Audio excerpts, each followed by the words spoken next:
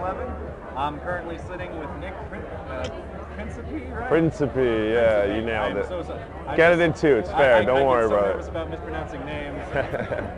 Quite all right.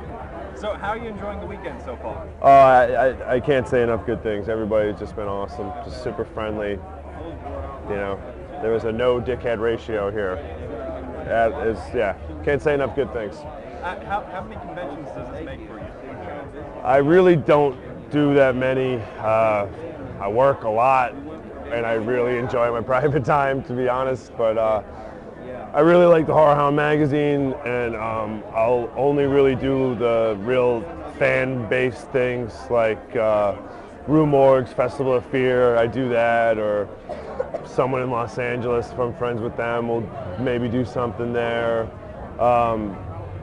But yeah, like I said, I dig the Horror Hound magazine, and they were just absolute sweethearts. So I mean, I had to come down and do it, you know. Is this your first time swinging through Indiana? Yeah. This is definitely my first time in Indiana. I used to be in a hardcore band once upon a time, many years ago, when we played in South Bend before. This is definitely the first time in this medium, you know.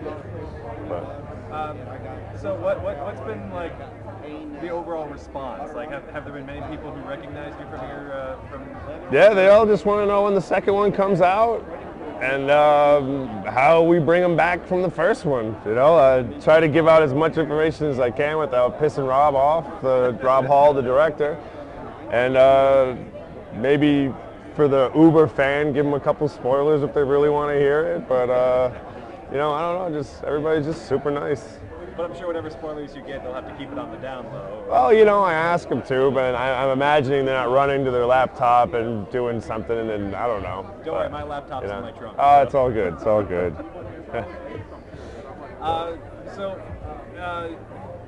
Just overall, like the, sorry. So has this experience made you more interested in doing conventions, or?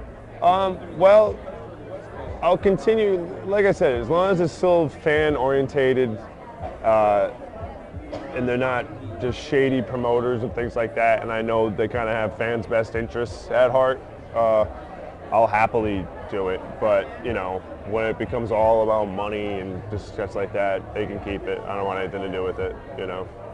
But it's hard to say no. It's a very ugly man named Kane Honor. He's a terrible human being. Terrible. Terrible. He does bad things to people. Bad things. Now, obviously, your Chrome Skull in Laid to Rest. I see some other pictures on your table. Is Madison County something that's coming out soon? Yeah, that's Madison County. I believe it comes out in a couple months. It's another slasher film where I play Damien. Crazy hillbilly retard killer in the woods kind of picture. You know, it's a slasher film. It's, you know, I don't promote anything that I don't personally support. That's why I'm only supporting 2 films out of my resume. You can look me up on IMDb. I'll leave it at that. But as far as like creature and horror work, I mean, I do some other films and stuff. But I mean, I don't think horror fans really give a shit about that. So I'm not going to push it. So I mean, this is what I get the most response and the most questions about. So this is what I'll bring to the horror convention. You know. Now, I haven't gone through your IMDb page to do the calculations. What's the overall ratio of films where we see your face and films where we don't see your face? It's surprisingly almost even. I would say, I think there's about 15 credits on there, and I believe seven are masked. The rest are open. It's always a bad guy. Fucking look at me. I'm not playing the dad. I won't be playing the dad anytime soon. You are a pretty tall dude. How tall are you? Yeah, 6'7", 245 pounds. Damn. Yeah. I'm a nice guy in real life, so it's way more fun to play the bad guy, you know? Way more fun and therapeutic, I guess. But, you know. Now I'm just kind of curious, because you've got the sleeve, you've got sleeves on. Earthquake. Both, you've got the tattoo sleeves going on. Yep. Are there any tattoos you're particularly proud of? Or? I don't know. No one has less meaning or more meaning than another. I got started really young, and just kind of covered it up. I have a couple, memorial tattoos for people that aren't with me anymore. The one on my hand actually means a lot. Just says I destroy everything I touch. I got a Grim Reaper, just because, I don't know, made some bad choices. I like to blame myself for them, don't live in regret, but, it's just a constant reminder. But yeah, no, I love tattoos, I guess, Now, the movie that there's the most posters up for, of course, is Laid to Rest 2.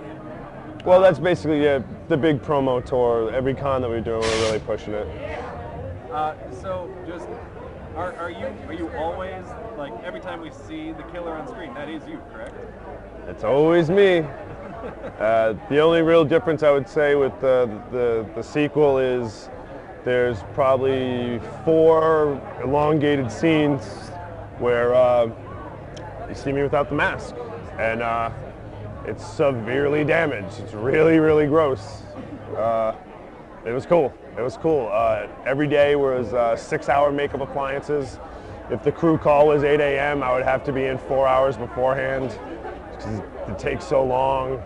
Eric Korn and some of his guys, Joe Baldali, a lot of early mornings and late nights with this one. But just proud of the end result, and I hope everybody else is too.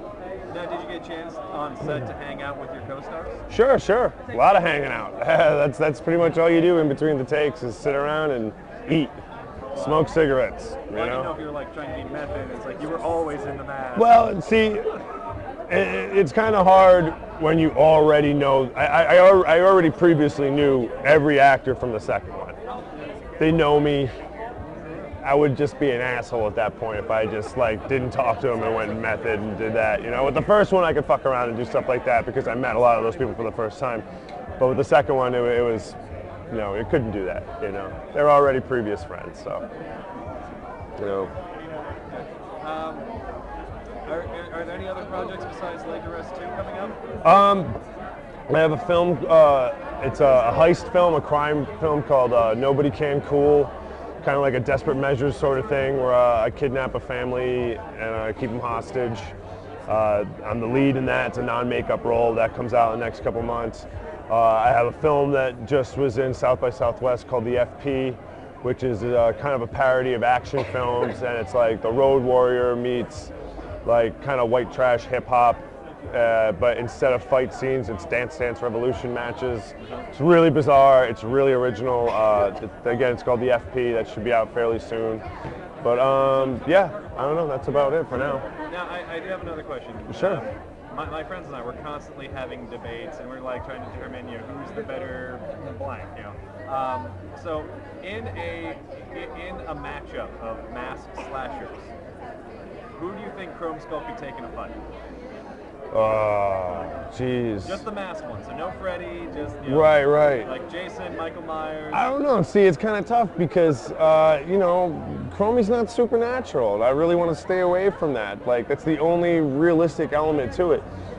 It sucks to say this, but any one of those guys would fuck me up because they're supernatural. I'd get some shots in and definitely put them down and stuff, but I think at the end of the day. What about the killer from Scream? Oh, okay. Thank you so much for bringing that up. I would fuck those teenagers up.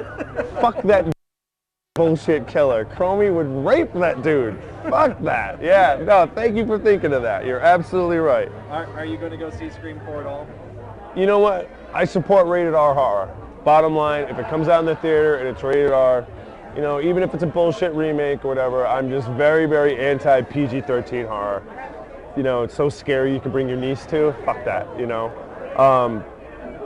So yeah, no, I always go see rated R horror films. And look, say what you will about the Scream films, they reinvented the slasher genre.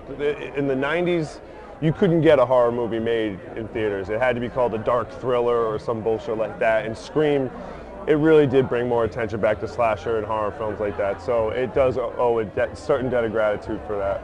But, of course, I'll watch fucking anything when it comes down to it. I love all films.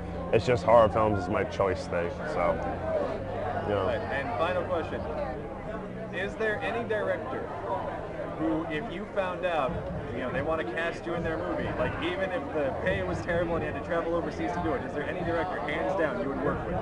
Oh, Dario Argento, in a heartbeat. I can't say much about his last few films. I haven't been, up to the standard that I think that he's capable of. But just to work with him, I would absolutely do it. No, I mean, there's a million directors I would do. I mean, John Carpenter, he's up there. He's one of my favorite directors of all time. I would kill a small family to work with John Carpenter. You're out there, John. But yeah, no, I mean, the list is kind of endless in that one. But yeah, definitely Dario Argento and John Carpenter are the first two names that come to mind. You know.